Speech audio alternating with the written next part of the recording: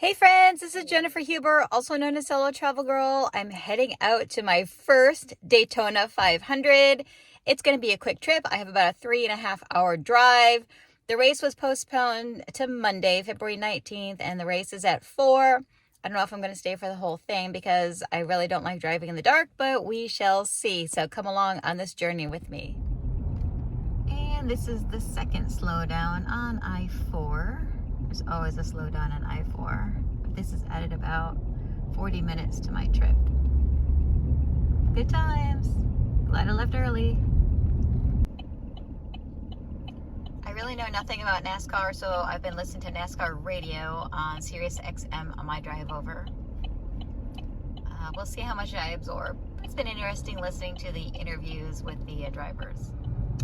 So yes, there's a line. Why is there a line? Looks like everyone's going to Buc-ee's before hitting up the race. This is the Daytona Beach Buc-ee's. Cleanest restrooms in the country. Any Buc-ee's does. Famous brisket sandwiches. I'm gonna grab one and we'll see what else I grab.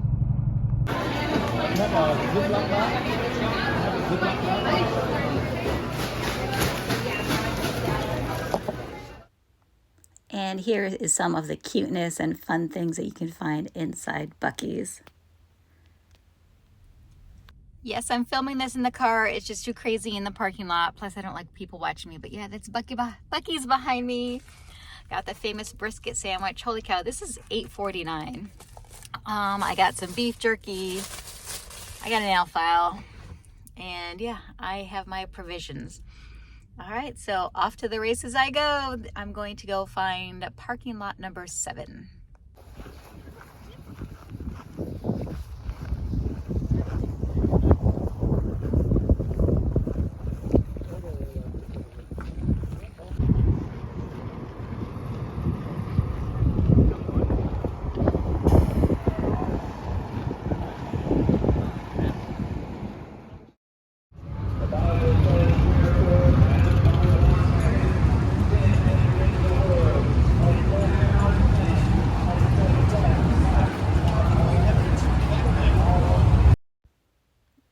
All right, so here are some of the sites that I saw heading into the raceway. This is on the outside before you pay or before you need your ticket to get in, but all sorts of sights to see. Obviously, a lot of race cars. This is promoting the race in Homestead, which takes place in October. It's also a NASCAR event. I went inside the merch tent. I am regretting not buying a ball cap. Not that I need one. I didn't even get a picture of it, but I just thought it was really super cute. And then this is after I went through security on my way to look for my seat. And then I found a guy to take a picture of me before heading in.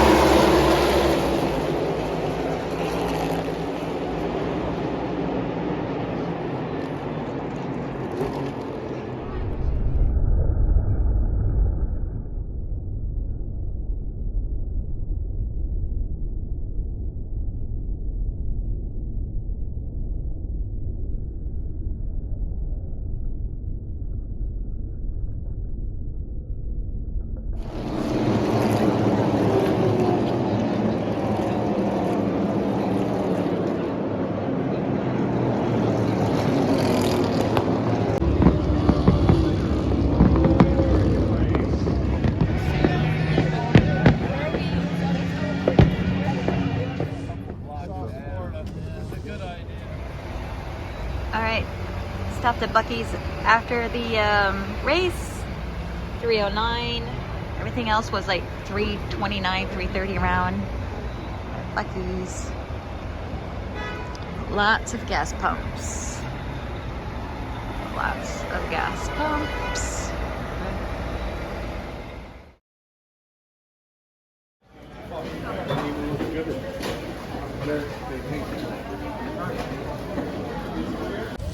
Same Buc-ee's twice in one day. Got some iced coffee. Got some other snacks for the road. Some dark chocolate, some peanuts, and some water. All right, let's hit the road. I'm probably gonna take a nap somewhere along the way. It's been a long day. Basically a 3.5 hour trip over here. It took about 4.5 hours. Hopefully it'll take less time. Road construction on I-4. And yes, my windshield is dirty.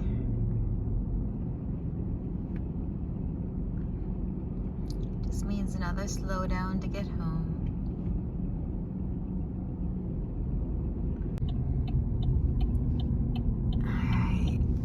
The rest area. Surprisingly, I'm not tired,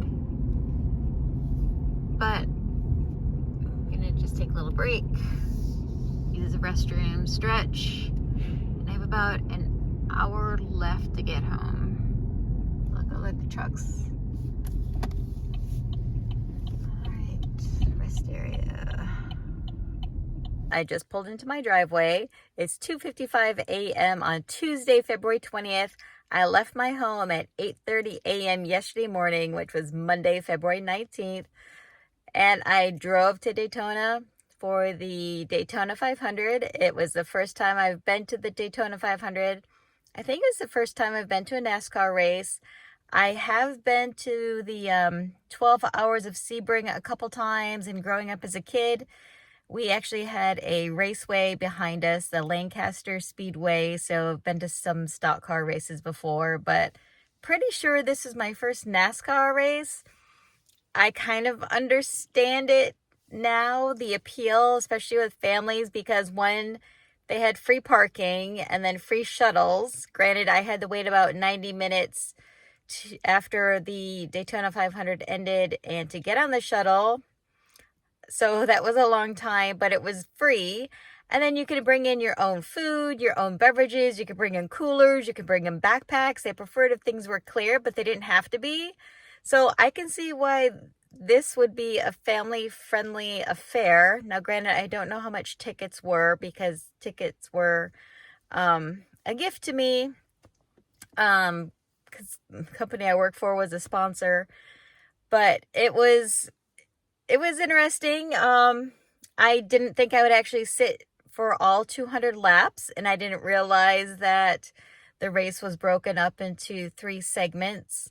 That was interesting, and I don't understand how the scoring and who won, and the finish line was basically uneventful because there was a crash, I think, when there was like 2 laps left, and there was a crash a few laps before that, a major crash involving 18 cars. So I thought, and that with that 18 car crash, it delayed the race a little bit. So I thought with this other crash, I thought that would delay the race, and it really didn't. Then all of a sudden there was the checkered flag, and then there was a winner.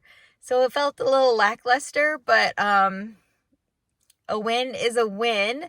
So the winner, and I'll put the winner's name here because I don't follow NASCAR, and even though I was listening to NASCAR radio on my way back, his name escapes me, probably because it's almost 3 o'clock in the morning. But anyway, then there were some fireworks at the end, which were pretty cool. The opening ceremonies, they had the United States Air Force Thunderbirds, which are very cool. And I saw the Thunderbirds. I've seen them a few times perform at the Florida International Air Show in Punta Gorda, including this past November. So yeah, my first Daytona 500 experience was pretty cool, pretty fun. I'd like to go back and get into the infield. And yeah, it was cool. So are you a NASCAR fan? Have you attended the Daytona 500? If I go next year, what should I see and do? All right. Thanks for following along. And remember, life's too short, so always say yes to adventure. Bye.